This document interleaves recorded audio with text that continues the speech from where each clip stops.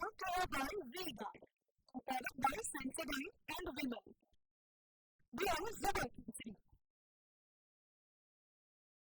રાજકોટમાં બનેલી ઘટના બાદ શાળા સંચાલકોમાં આખરે રોષ છે, કારણ કે તેમની શાળાઓને સીલ મારવાની કાર્યવાહી કરવામાં આવી છે અને તમામ લોકો રોષે ભરાઈને એ જ વાત કરી રહ્યા છે કે અહીં જે પ્રમાણે નિયમો હોવા જોઈતા હતા એ પ્રમાણે કોઈપણ શાળાની અંદર આ પ્રકારની વ્યવસ્થાઓ નથી, છતાં પણ આ મોટી કામગીરી કરવામાં આવી છે। આરએમસી ખાતે શાળા સંચાલક મંડળે વિરોધ નોંધાવ્યો।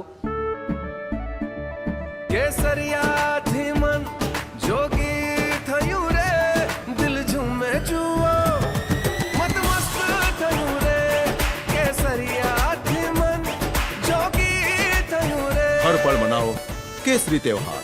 विमल, बोलो जुबान केसरी। 100 જેટલી સીલ મારેલી શાળાઓને ખોલવા શાળા સંચાલક મંડળે રજૂઆત કરી। 2023ના નવા નિયમોને આધારે કોઈ ફાયર સેફટી નથી લગાવી અને નવા નિયમોની જાણ ન હોવાથી એ અનુસાર ફાયર સેફટી ન હોવાથી સંચાલકોની આ પ્રકારની રજૂઆત થઈ। આગામી સપ્તાહથી અહીં શાળા ખુલતી છે, તો શાળા નહીં ખુલે તો વિદ્યાર્થીઓનું ભણતર બગડી શકે છે। टीआरपी गेम झोन अग्निकांड बाद राजकोट महानगरपालिकाનું તંત્ર છે તે જાગ્યું છે ને તેમના દ્વારા જે પણ બિલ્ડિંગમાં ફાયરની સેફટીના સાધનો ન હોય, ફાયર એનઓસી ન હોય, તેની સામે કાર્યવાહી કરી છે।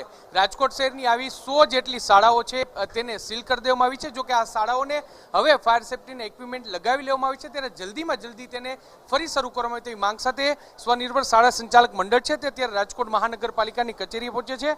આપણી સાથે પ્રમુખ ડીવી મહેતા છે, આપણે તેની સાથે વાત કરીશું। ડીવી, શું કહેશો, શું રજૂઆત છે? સૌથી પ્રથમ રાજકોટમાં આજે દુર્ઘટના બની એના જે મૃતકો છે એને અમે શ્રદ્ધાંજલિ આપી છે, એમના પરિવાર પ્રત્યે અમારી સંપૂર્ણ સંવેદના છે।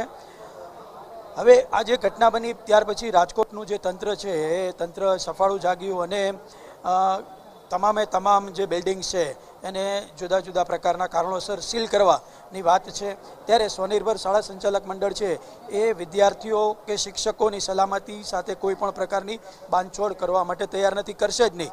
પરંતુ જે વ્યવહારુ અભિગમ છે એ અમને એવું લાગે છે કે તંત્ર દ્વારા વ્યવહારુ અભિગમ અપનાવવો ખૂબ જ જરૂરી છે અને જેમાંથી મંજૂરી મળી તો એના માટે તંત્ર અમને માર્ગદર્શન આપે કે આ શાળામાંથી ડોમ હટાવવા કે કેમ કે ઇમ્પેક્ટમાં તમે મંજૂર કરેલું છે એ ડોમ, જેનો મતલબ એ થાય છે કે એ ડોમ છે એ વ્યાજબી રીતે લગાવેલા છે, યોગ્ય રીતે લગાવેલા છે, તો ત્યારે તંત્ર અમને એમાં માર્ગદર્શન આપે કે ભાઈ આ પ્રકારના ડોમ છે એ કેમ હટાવવા એમ।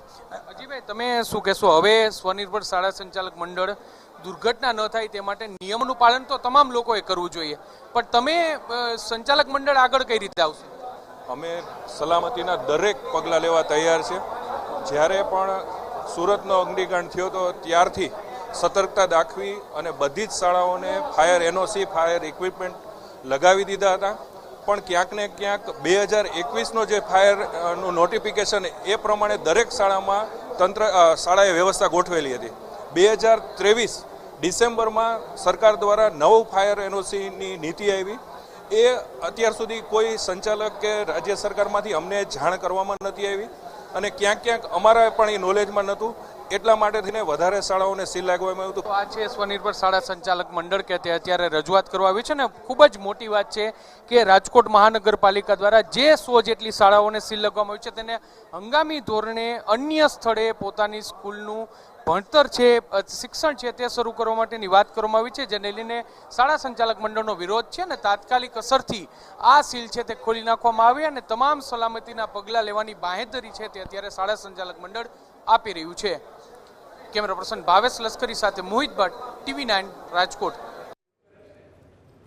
Brought to you by V-Guard, a product by Sensodyne and Vimal.